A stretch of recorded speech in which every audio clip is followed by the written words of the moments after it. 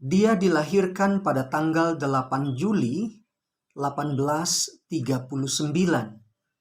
Sebagaimana layaknya seseorang yang dilahirkan, dia mengalami satu proses yang normal, dilahirkan sebagai bayi, lalu bertumbuh menjadi anak-anak, dan akhirnya bertumbuh semakin dewasa.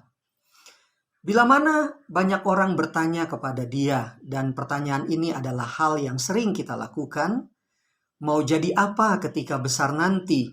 Maka anak ini menjawab, saya ingin menjadi orang kaya raya di atas muka bumi. Satu cita-cita yang cukup menarik. Dan itu betul-betul dia buktikan. Di usia yang ke-16 tahun, dia keluar dari sekolahnya hanya untuk memulai bekerja. Dia bekerja sebagai asisten pembukuan di salah satu perusahaan yang ada pada saat itu. Beberapa tahun berlalu, lebih tepatnya pada usianya yang ke-23, masih sangat belia. Dia sudah dengan serius menggeluti usaha minyak bersama dengan saudaranya. Waktu terus berlalu, 10 tahun kemudian, di usianya yang ke-33 tahun, dia sudah mendirikan Standard Oil Company of Ohio, memfokuskan pada penyulingan minyak. Meski minyak di Ohio mengandung asam, tetapi luar biasa. Kenapa saya katakan luar biasa? Mereka berhasil memurnikan minyak itu dan menjualnya. Di saat inilah, di usianya yang ke-33 tahun, dia mulai mengakuisisi 22 perusahaan minyak yang sudah bangkrut dan mati. Penghasilannya mencapai 10 miliar per tahun pada saat itu. Tetapi akuisisi yang dilakukannya, inilah yang membuat banyak orang, termasuk pemerintah di negaranya pada saat itu, menyebutnya sebagai seorang yang memonopoli bidang perdagangan. Dikeluarkanlah beberapa peraturan-peraturan yang membuatnya merasa terhimpit dalam bidang perminyakan. Moto hidupnya adalah I need $1 more. Dialah John Davison Rockefeller.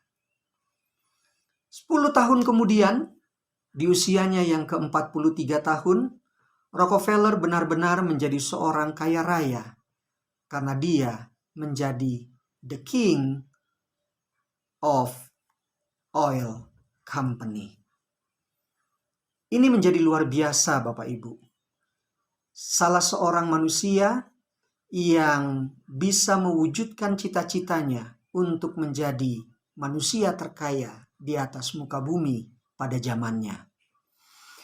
Tetapi di saat yang bersamaan, tanpa disadari oleh banyak orang, rupa-rupanya Rockefeller mengalami satu depresi yang cukup berat oleh karena banyaknya aturan di negara di Amerika pada saat itu yang seakan-akan menghimpit kehidupan pribadi dan perdagangan minyaknya.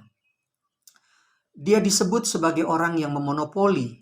Dia disebut sebagai seorang yang kikir. Dia disebut sebagai orang yang sangat dibenci oleh masyarakat. Hidupnya tidak tenang. Kemanapun dia pergi, dia harus dikawal oleh pengawal pribadi, baik pagi, siang, maupun malam. Standard Oil Company memberikan Rockefeller $3 juta setiap tahun. Ia memiliki 16 perusahaan kereta api dan 6 perusahaan baja, 9 perusahaan real estate, 6 perusahaan pelayaran, 9 bank, dan 3 kebun jeruk. Tetapi semua ini tidak membuat dirinya menikmati penghasilan yang didapatnya. Hidupnya penuh kecemasan. Dia tidak bisa tidur lelap. Tidak ada senyum dan tawa di bibirnya. Hidupnya penuh dengan tekanan. Dan dia menderita 2 penyakit yang sangat membuatnya tidak nyaman. Penyakit yang pertama adalah alopecia. Alopecia ini ditandai dengan rontoknya semua rambut yang ada di tubuh. Dan penyakit yang kedua adalah arteriosklerosis, yaitu semacam penyumbatan pembuluh darah. Tentu ini sangat menyakitkan untuk Rockefeller. Dia pergi ke dokter, sebagai orang yang kaya raya, dia punya dokter pribadi. Lalu dokter pribadi mengatakan, Anda hanya boleh memakan roti tawar dan minum susu tawar sampai sembuh. Dan dokter mengatakan, kalau Anda tidak berubah, hidupmu hanya sampai di usia 54 tahun saja. Rockefeller merenungkan semuanya, dan dia ingin mengadakan sebuah perubahan hidup. Dia mulai membagikan seluruh kekayaan, sebagian besar kekayaannya kepada orang-orang yang membutuhkan. Dia mendirikan lembaga-lembaga kemanusiaan. Dia membantu bidang-bidang keagamaan. Dan masih banyak lagi hal-hal positif yang dia lakukan. Bapak Ibu, setelah 1 tahun dia lakukan itu, apa yang terjadi? Rockefeller tidur dengan nyenyak. Kesehatannya berangsur pulih. Rambutnya, alisnya, semua mulai tumbuh normal kembali. Berat badannya bertambah. Dan yang lebih menakjubkan, dia tidak jadi meninggal di usia 54 tahun. Dia terus menggelorakan budaya hidup dermawan.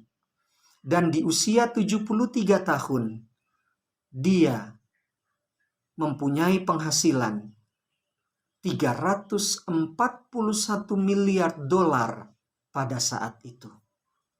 Sumbangan yang diberikannya sejumlah 500 juta dolar Amerika Serikat. Dan yang lebih menakjubkan, Rockefeller meninggal dunia atau wafat di usia 98 tahun. Tanpa disadari oleh Rockefeller, Amsal 17 ayat 22. Hati yang gembira adalah obat yang manjur, tetapi semangat yang patah mengeringkan tulang. Memberi adalah salah satu cara untuk menyembuhkan diri. Hati kita akan bersuka cita. Bukankah memberi lebih baik daripada menerima? Apa yang bisa kita lakukan untuk memperbaiki hidup ini? Mari kita belajar dari Yesus. Yesus sudah memberikan hidupnya di kayu salib. Kita bersuka cita, apalagi Yesus yang memberikannya. Hari ini, apa yang bisa diberikan oleh dirimu, oleh diri kita, mari kita sembuhkan diri ini dan menjadi kepujian bagi nama Tuhan. Amin.